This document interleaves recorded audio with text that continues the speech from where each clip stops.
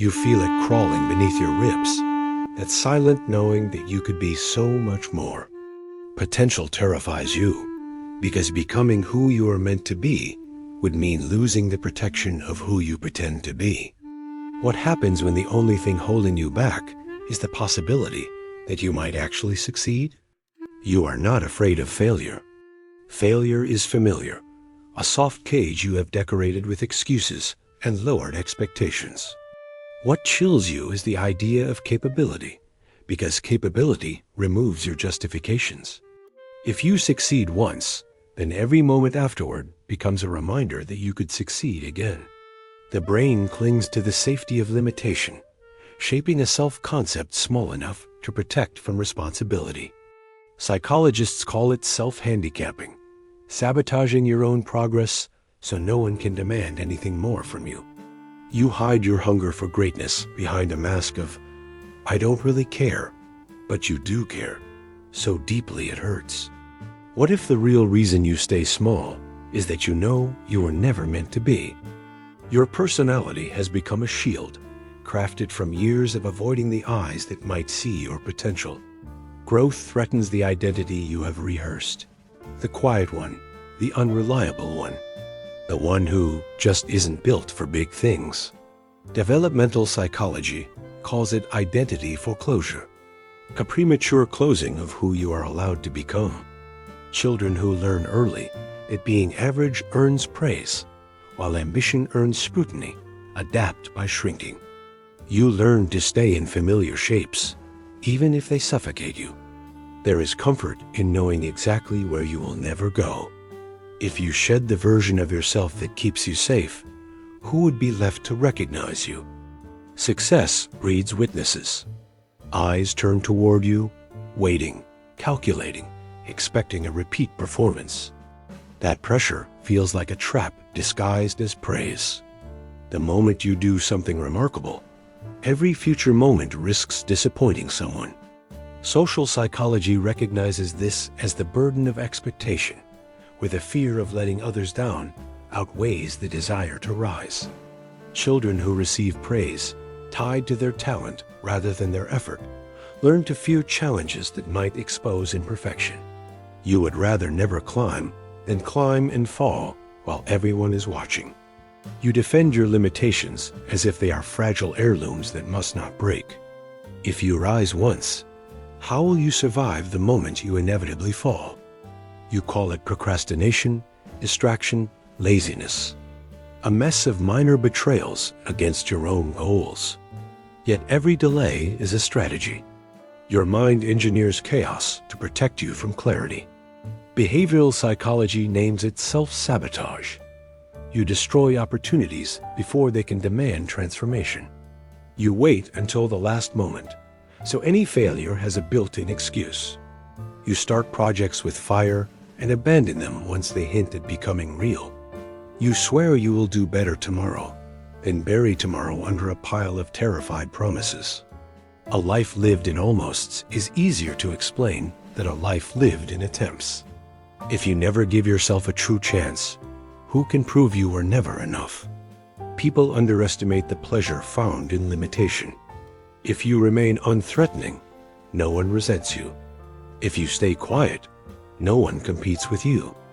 You learned early that being exceptional isolates, while being average secures belonging. Attachment theory explains this trait.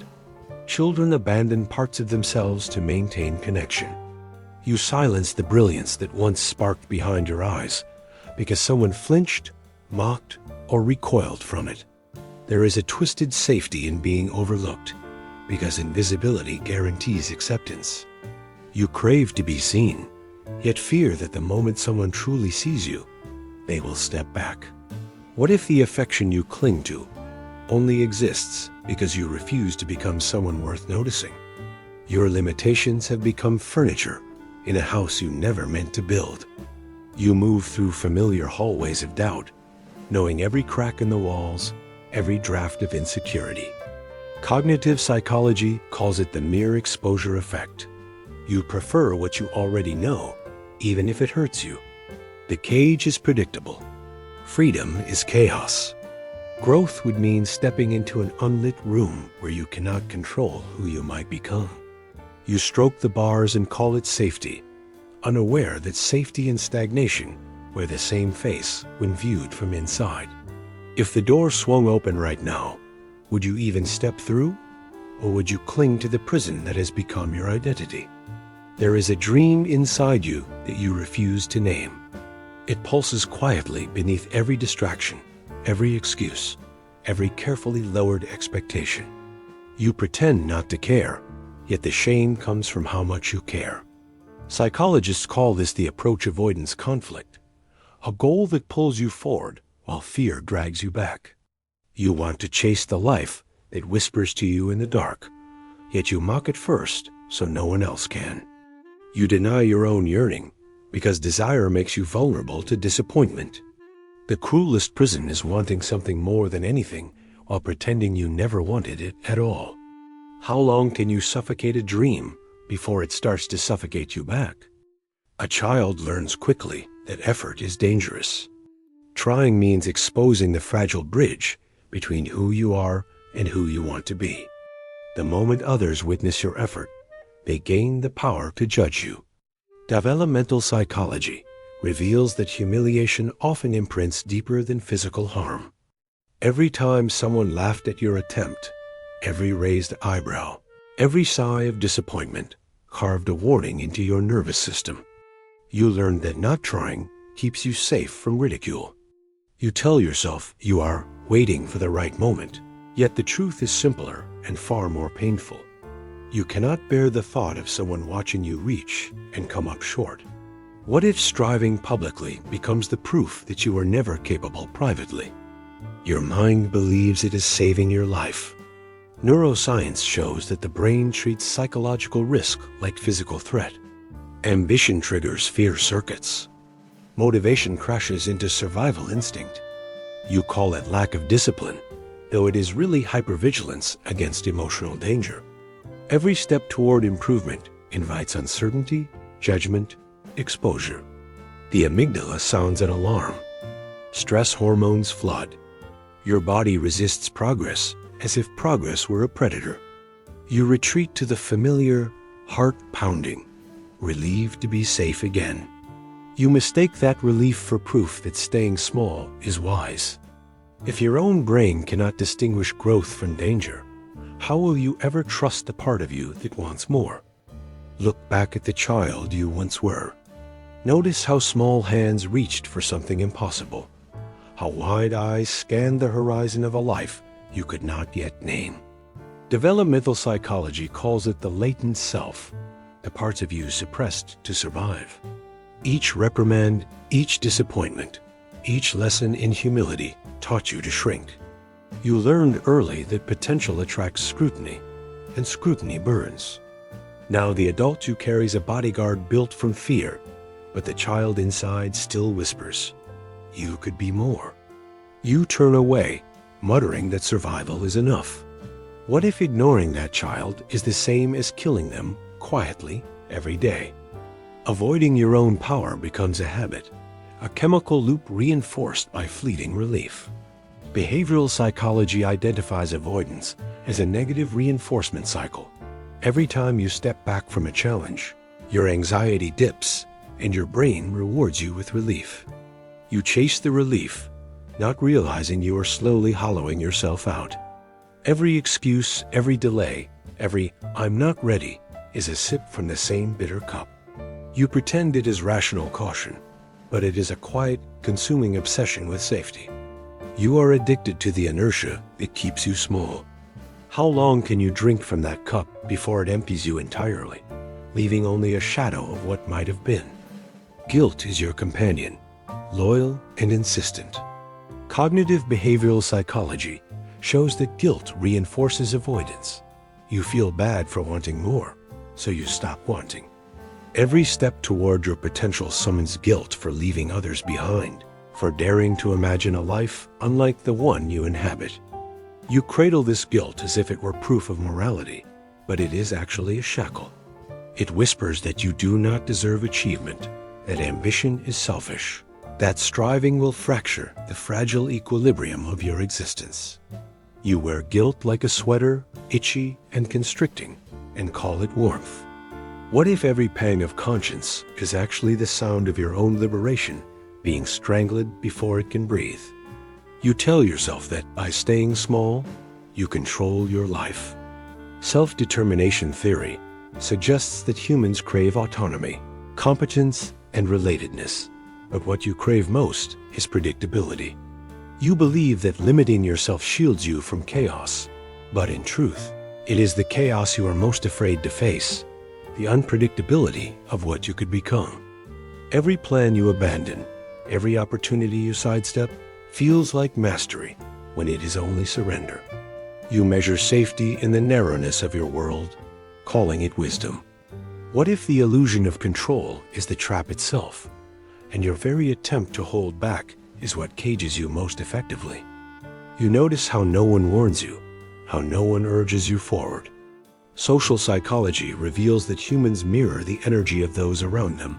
If no one pushes, you do not push yourself. The absence of encouragement is deafening, yet you fill it with self-criticism instead. You internalize the silence as a verdict. You are not meant to rise.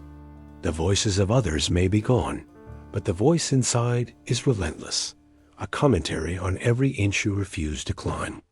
You wear their absence like armor, believing it protects you, when it nearly convinces you that your potential is a liability.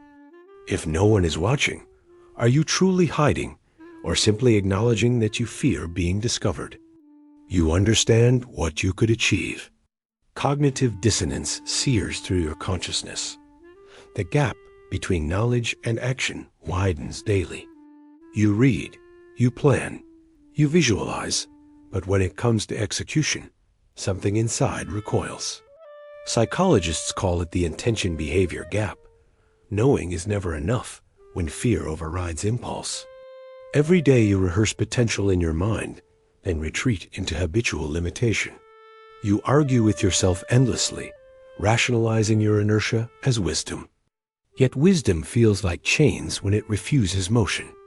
How many years must pass before you realize that knowing what to do is not the same as doing it, and perhaps never will be?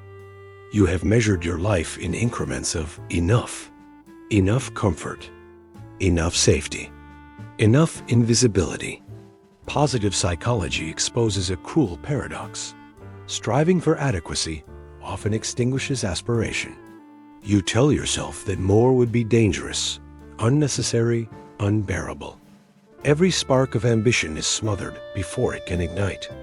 You redefine your limits repeatedly, polishing the cage to make it feel like home.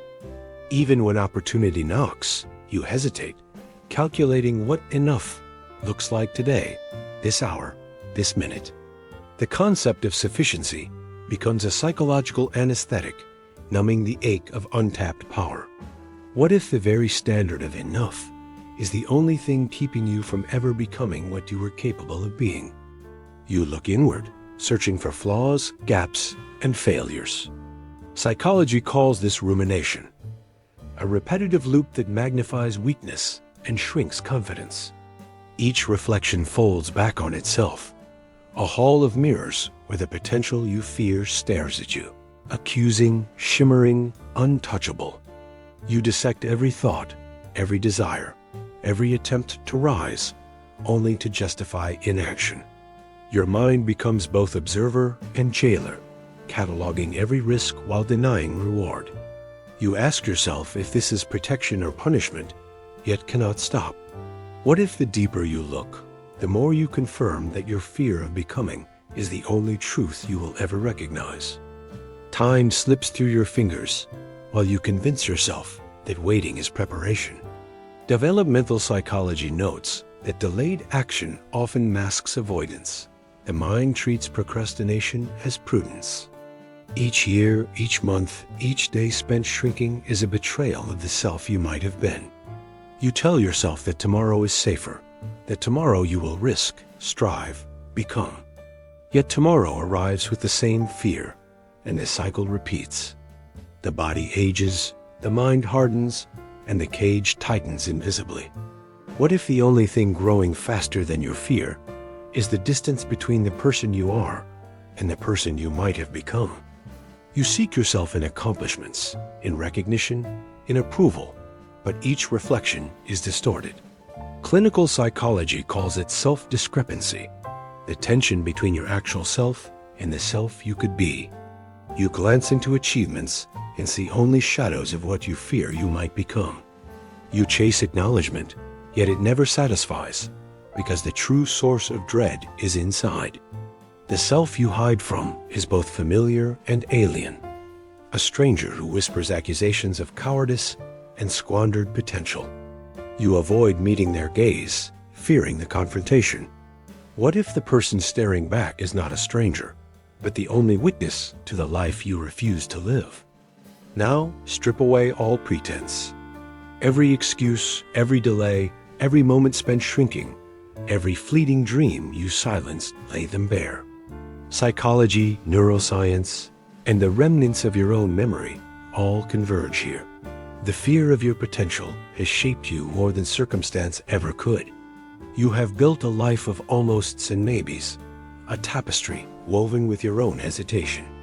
The child within still watches. The adult still whispers. Yet neither can escape the gravity of what you might have been.